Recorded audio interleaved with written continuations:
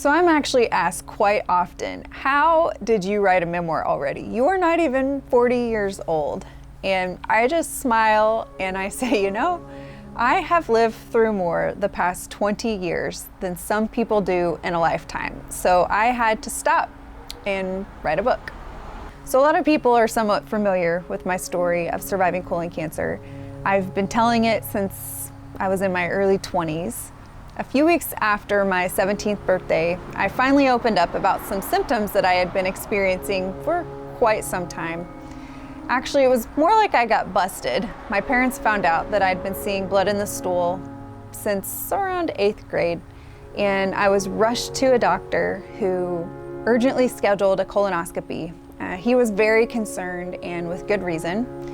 The colonoscopy found a tumor, stage 3 colon cancer, and my days of high school quickly turned into surgery, chemotherapy, and radiation.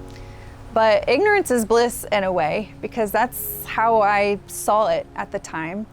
For one, I was in love with my boyfriend, and two, it supercharged my faith, and I was convinced that this was actually going to be what spiced up my testimony. David had faced Goliath, Esther had approached the king, Daniel had survived lions, and here I was, Danielle, a teenager with cancer. About 8 years later, when I was 25, I heard those dreaded words again, "you have cancer." But this time, I felt completely different about that. I had thought when I was 17, cancer had been a fluke. I had no idea why it happened, and it had supercharged my faith. I thought God had healed me. I even thought I heard him say that I would never get cancer again, but apparently that was not the case. So for the 10 years that followed, I was in a healing process, and ultimately it was a journey of finding acceptance for what I'd lived through. Now, it was not always pretty. At one point, I got really angry and really mad at God. But along the way, I eventually went back and I looked at all of the different traumas I had been through, and I relearned how to put my faith into them. And also along that way, I started stringing together journal entries, and that's a lot of how I wrote Blush.